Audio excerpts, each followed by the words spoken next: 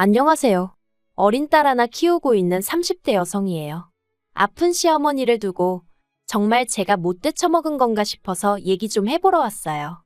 두서가 없더라도 들어주시면 감사하겠습니다. 남편하고는 대학생 때부터 10년 가까이 사귀다 결혼했어요. 남편은 저보다 2살이 많았고 전역하자마자 복학했는데 그때 저한테 첫눈에 반했다고 했습니다. 이후로 남편이 한 1년을 죽자사자절을 쫓아다녔고 저도 얼마나 내가 좋으면 저럴까 하는 생각에 결국 마음이 문을 열게 되었네요. 둘 다 졸업까지 한 학기를 남기고 취업을 할지 어쩔지 고민하다가 회계사 공부를 시작했는데 어려운 건 알고 있었지만 생각보다 훨씬 어렵더라고요.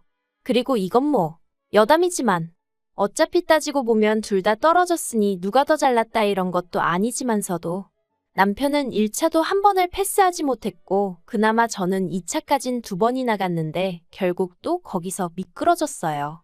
그래서 안 되겠다 싶어서 제가 남편에게 이거 하지 말고 우리 공무원 시험이나 준비하자고 몇 번이나 권했는데 남편이 자존심이 있지. 어떻게 회계사 공부하다가 9급 공무원 공부를 하냐며 할 거면 전화 혼자 하라는 거예요. 좀 어이가 없었지만 제가 뭐 남편 인생 대신 살아줄 것도 아니고 자기가 그렇다는데 거기다 대고 무슨 말을 할 수 있었겠어요. 그래서 알아서 하라 하고 저는 저대로 공무원 시험을 준비했습니다. 그리고 남편에겐 말하지 않았었는데 9급하고 7급을 동시에 준비했어요. 주변에서 몇몇은 미친 짓이라 했고 몇몇은 한 번 해봐라 했는데 그땐 그래도 지금보단 어렵기에 패기로 도전해봤던 거죠. 아무튼 그리고 1년 만에 7급 공무원 시험에 합격했네요. 하지만 남편은 그런 저를 보고는 그래도 공무원은 회계사한테는 비빌게 못된 애 어쩌네 하면서 포기를 못하더라고요. 그렇게 날린 세월이 5년입니다. 그리고 그 5년 동안 헌신적이었다고는 할 수 없지만 저 나름대로 남편을 많이 챙겼거든요. 남편은 수험생이었던 반면 저는 사회인이었으니 언젠가부터 당연하다는 듯이 데이트 비용도 제가 더 많이 부담하게 되었지만 그걸로 딱히 남편 속 긁은 적 없고요. 남편이 표현하기를 제가 자기를 배신하진 않을지 걱정된다고 하여 사람들 만나는 횟수도 많이 줄였어요. 지금 생각해보면 진짜 한심해요. 저도 저지만 남편이야말로 그런 쓸데없는 걱정하느라 시험에 떨어졌다고 해도 과언이 아니다 싶거든요. 아무튼 그러다가 저희 사귄 지 7년 좀 넘어가던 때 남편이 그냥 취직하겠다고 하더라고요. 그래서 저도 그렇고 남편 부모님도 쌍수 들고 환영하신 걸로 알아요. 그런데 그때 이미 남편 나이도 나이였고 딱히 내세울 만한 게 없었습니다. 회계사 하나만 바라보고 있었으니 남들 다 가지고 있는 영어 성적도 없었고 말 그대로 이력서에 채워 넣을 게 없더라고요. 그러니까 이번엔 또 자기도 저처럼 7급 공무원 시험을 보겠다는데 제가 뭐 같아부터 말은 안 하겠어요. 하지만 시작부터 막말로 글러먹은 태도였고 절박한 사람들을 다 이겨먹을 만큼 좋은 머리도 아니었으니까 당연히 결과는 낙방이었습니다. 그래서 결국 남편이 시작한 게 학원 선생님이었어요. 그나마 초등학생들을 상대로 하는 학원이었고 이것도 아주버님이 당신 친구한테 부탁하여 어렵사리 들어간 거예요. 그리고 이 무렵 남편 쪽에서 결혼을 서두르기 시작했습니다. 저희가 만난 세월이 몇 년이냐 하시며 시부모님께서는 이제 당신 아들도 안정적인 일자리가 생겼으니 빨리 결혼해서 애 낳고 해야 하지 않겠냐? 그런데 제가 말을 안 한 게 제가 친정어머니가 안 계세요. 제가 고등학교 때 암으로 투병하시다 돌아가셨거든요. 그리고 이후로 친정아버지가 혼자서 저를 키워주셨는데 그래서 친정아버지도 제가 그냥 남편이랑 결혼했으면 하는 눈치셨어요.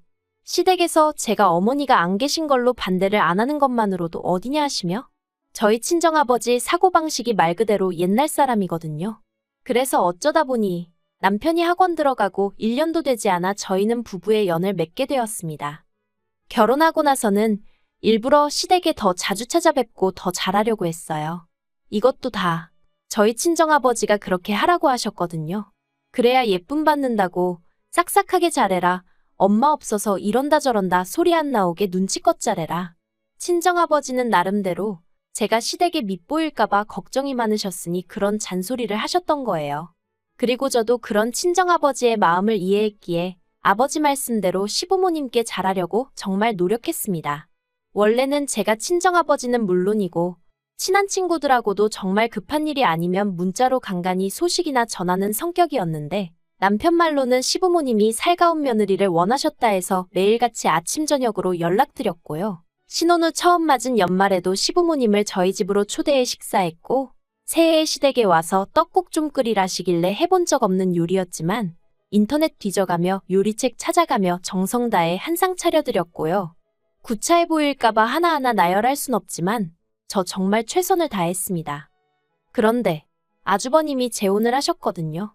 원래 형님하고는 제가 남편과 결혼하기 전에 이미 이혼한 상황이었기에 원래 형님이 어떤 분이셨는지 어쩌다 이혼을 하게 되신 건지 그런 건 모르지만 아무튼 재혼을 하셨어요. 아주버님한테 3살 난 아들도 있었는데 상대는 초혼이란 말을 듣곤 정말 사랑하나 보다고 대단하다 생각했죠. 그리고 더 놀라운 사실은 아주버님과 재혼한 상대가 모 중견기업의 딸이라는 거예요. 그런데 뭐 그쪽 집안이 가정사가 복잡해서 언론에선 딸이 없다고 한다며? 어쨌든 나중에 기업을 물려받을지도 모르네 어쩌네. 솔직히 저는 들으면서도 그렇구나 하고 말았는데 저 빼고 다른 시댁 식구들이 어찌나 새형님을 대단하다 치켜세우던지. 심지어 저희 남편까지도 말이죠. 아무튼 그래도 뭐 그러려니 했습니다. 형님이 대단한 집 출신인 거는 말 그대로 형님 팔자고 저는 제 팔자가 따로 있는 거고 그렇게 생각했지. 그걸 비교하면서 제 스스로 주눅이 든다던가 그런 건 없었죠. 그런데 어머님은 형님과 저를 어찌나 대놓고 차별을 하시던지. 저랑 남편이랑 결혼하던 당시 시댁에서 5천만 원을 지원해 주셨고 저는 제가 모아둔 돈이 있었기에 따로 친정아버지께 손을 벌리진 않았어요. 솔직히 말해서 남편이야 벌어놓은 게 전혀 없었으니 시댁에서 도와주시는 게 당연하게 느껴졌던 것도 사실이에요. 결혼 자체도 시댁에서 서두르길 바랬으니 시댁에서 돈을 해주셨다고 해서 그게 눈물나게 감사하고 그런 건 없었죠. 하지만 아주버님이 재혼하던 당시 형님 쪽에서 집을 해왔거든요. 그러니까 그때부터 어머님이 저하고 형님을 비교하고 차별하기 시작하셨죠. 누구는 빈손으로 덜렁덜렁 시집을 왔다며 이래서 가정교육이 중요한 거네 어쩐 거네. 근본이 어떻고 저떻고 하시는데 제가 무슨 얼마나 대단한 집안에 시집을 온 것도 아닌데 이런 소리까지 들어야 하나 싶대요. 그래서 한 번은 저도 약도 오르고 그래서 일부러 어머님 들으시라고 그랬어요. 여자 직업으로 7급 공무원이면 어디서 빠지는 것도 아닌데 주변에서들 저더러 왜 그렇게 빨리 시집 갔냐 아깝다 그런다고요. 그랬더니 어머님이 뭘 하셨던 줄 아세요? 그거야 하자 없는 사람들 이야기고 그러시는 겁니다. 그러니까 그동안 저희 어머님은 친정어머니가 안 계신 게 제 하자라고 생각하셨던 모양이 돼요. 그리고 그때 진짜 정이 떨어진다는 게 이런 거구나 싶었습니다. 그래도 제 딴에는 아무리 못난 남편이어도 남편 낳아주시고 키워주신 분이니까 잘해드리려고 했는데 그냥 더는 아무것도 하기 싫어졌어요. 그래서 이후로는 제가 먼저 거리를 두기 시작했는데 더 속상했던 건 뭔 줄 아세요? 제가 거리를 두던 말던 어머님은 관심도 없으셨다는 거예요. 차라리 남편을 통해서라도 괘씸하다 서운하다 하셨으면 모르겠는데 말 그대로 저한테 쥐똥만큼도 관심이 없으시더라니까요. 그러다 결혼한 지 3년째 되던 해 제가 딸아이를 낳았는데 그때도 병원에 오셔서는 제 얼굴을 쳐다보지도 않으셨어요. 오히려 세상에 나온 지 얼마 되지도 않는 그 조그마한 아이한테 머리가 크다느니 콧대가 주저앉았다느니 서운한 말씀만 잔뜩 해대셨죠. 그리고 이후로도 저희 딸을 예뻐하신 적이 없어요. 안아주신 적도 거의 없어서 지금도 저희 딸은 어머님을 보고도 멀뚱멀뚱 낯을 가려요. 친정어머니가 안 계시다 보니 외할머니 정을 느낄 수가 없잖아요. 그래서 친할머니 정이라도 알게 해주고 싶었는데 어머님이 먼저 선 딱 긋고 벽치고 계시니 야속하지만 어쩔 수가 없었습니다. 솔직히 저를 안 이뻐하시고 새형님에 비해 저를 깔보시는 거 얼마든지 그러려니 할 수 있었어요. 그런데 저희 딸한테까지 그러시는 게 하루하루가 지날수록 더욱더 원망스럽고 야속하고 그래서 어머님이 어떻게 생각하시건 간에 저는 제 안에서 마음을 접었어요. 어머님에게 일말의 기대도 남기지 않았고 어떤 미련도 갖지 않기로 했죠. 남편에게도 대놓고 말했습니다. 당신도 보다시피 어머님한테는 형님이나 며느리진 않은 남보다도 못하다. 당신 손녀도 나 몰라라 하시지 않냐? 그러니 더는 나한테 며느리 돌이니 뭐니 기대하지 마라. 그런데 웃긴 건 남편이 기껏 한다는 소리가 저더러 며느리돌이를 했으면 얼마나 했다고 그렇게 말을 하렵니다. 형수야 툭하면 어머님 모시고 나가서 좋은 거 먹여드리고 비싼 거 입혀드리고 그러지만 저는 거기에 비하면 뭘 얼마나 했다고 그렇게 삐졌냐고요. 다른 사람이 뭐라고 한 것보다 남편이 그런 식으로 이야기를 하니까 정말 속상하대요. 하지만 속상하다 말한다고 알아줄 것 같지도 않아서 저도 남편더러 맞다고 그랬습니다. 형님만큼 해드릴 능력이 안 돼서 해드린 거 없고 앞으로도 못 해드리니 그런 줄 알라고 했죠. 그런데 저희 애가 돌되던 집안이 발칵 뒤집어지는 일이 있었습니다. 형님이 애를 가졌는데 그게 화근이었어요. 알고 보니 아주버님은 이미 정관수술을 받은 상황이었는데 형님한테는 그 이야기를 안 하고 결혼을 했던 거죠. 그런데 형님은 임신을 했고 그러니까 아주버님은 형님의 바람을 의심했고 형님은 수술이 잘못된 걸 수도 있다면서도 어떻게 정관수술까지 해놓고 초혼인 나를 속였냐며 사기 결혼이네 어쩌네. 그냥 한마디로 엉망진창이 따로 없었습니다. 그리고 형님 입장에선 아주버님이 계속 찝찝하다 어쩌다 하니까 자기는 결백하다며 오히려 아주버님을 사기 결혼으로 고소한다 하고. 그런데 결국 임신한 지 7개월째 되던 때 형님이 유산을 했어요. 그러니까 이제 누가 잘못한 건지 잘잘못을 가리기가 아주 어려워졌었죠. 그러면서 결국 형님이 먼저 이혼하자고 나온 모양입니다. 아주버님 애를 자기 자식처럼 키울 생각이었지만 그래도 자기 배아파 낳은 자식도 꼭 하나 가지고 싶었고 그 이야기를 결혼 전에 아주버님한테 몇 번이나 했었다면서 그런데도 정관수술 이야기는 입도 뻥끗 안 했다고. 아주 음흉하고 더러운 인간이라면서. 그리고 원래 결혼기간이 짧으면 위자료를 거의 못 받는다고 들었는데 비싼 변호사를 썼는지 결국 아주버님이 위자료도 2천만 원인가 내줬습니다. 그리고 어머님한테 그간 선물한 보석이며 밍크며 명품백들까지 한 개도 안 남겨놓고 싹 다 뺏어갔죠. 저는 형님한테는 달리 미운 마음은 없었기도 하지만 어머님이 그렇게 비교할 때도 부럽다는 생각은 든 적이 없었는데 그땐 부럽더라니까요. 그런데 더 어이가 없었던 건 안 좋은 일은 연달아 온다더니 시댁이 딱 그랬습니다. 아주버님과 형님이 이혼하고 1년 좀 지났을 때였어요. 어머님이 위암 판정을 받으셨습니다. 어머님은 아주버님 일로 당신이 하도 스트레스를 받아 이렇게 된 거라며 죽기 싫다 이렇게는 못 죽는다 소리를 낮이고 밤이고 대중 없이 남편에게 전화해 하소연을 하시더라고요. 물론 저한테는 안 하셨습니다. 어차피 제가 어머님 전화를 받지도 않았고 어쩌다 받은들 로봇 마냥 내아니오만 해댔거든요. 그런데 어머님이 암 판정받고 3달쯤 넘어선가? 아버님이 아주버님과 저희 부부한테 얘기 좀 하자며 자리를 만드셨습니다. 그리고는 하시는 말씀이 당신 혼자 어머님 챙기려니까 힘들어 죽겠다면서 누가 됐든 어머님 좀 모시고 가라. 아니면 둘이서 일주일씩이든 한 달씩이든 돌아가며 모시라셨습니다.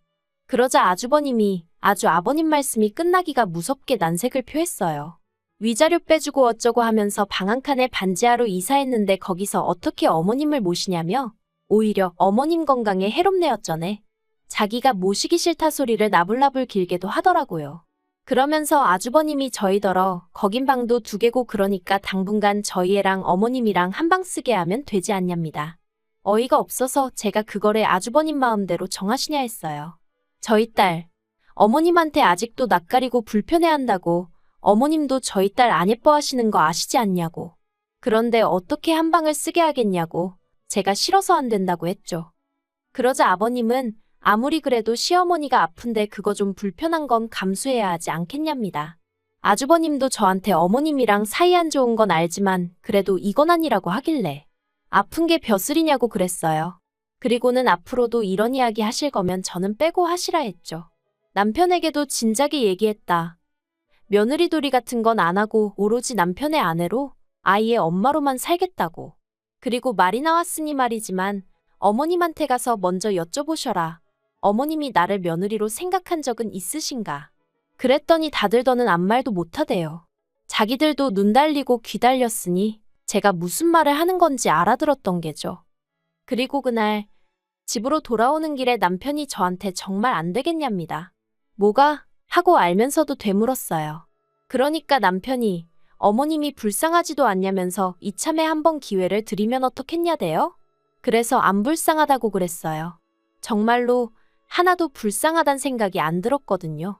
어머님은 당신이 이렇게 아쉬운 처지가 되는 날이 올 거라곤 꿈에도 모르셨을 테죠. 그러니 저를 그렇게 막대하셨겠지만 저는 오히려 어머님 아프신 걸 보니까 신이 정말 있구나 그런 생각이 들었어요. 왜 뿌린 대로 거둔다고 하죠. 제 마음은 상상 이상으로 싸늘하게 식어 있었던 모양입니다. 아무리 생각해도 왜 제가 어머님을 불쌍하게 여겨야 되는지 모르겠거든요. 남편에게 안 된다고 분명히 말했는데 이제 와서 자꾸 어머님을 내 앞에 들이민다던가 우리 사이에 우겨넣으려고 하지 말라 했습니다. 그랬다간 당신도 내 눈 밖으로 치워버릴 거라고 당신 없이 우리 애 키우는 거 나 하나도 두렵지 않다고 했죠. 그랬더니 남편도 알겠다면서 더는 말을 안 하네요. 똑같은 사람은 되지 말아야지. 원수를 사랑하라지 그런 말도 나름대로 되새겨봤는데 결국 제 속만 썩어문드러지는 것 같아서 그것도 그냥 때려치렵니다. 어머님이 어떻게 되시든 솔직히 관심 없어요. 돌아가시길 바라는 건 아니지만 낫게 되면 낫게 되는 거고 아니면 아닌 거지. 정말 딱 그 정도네요.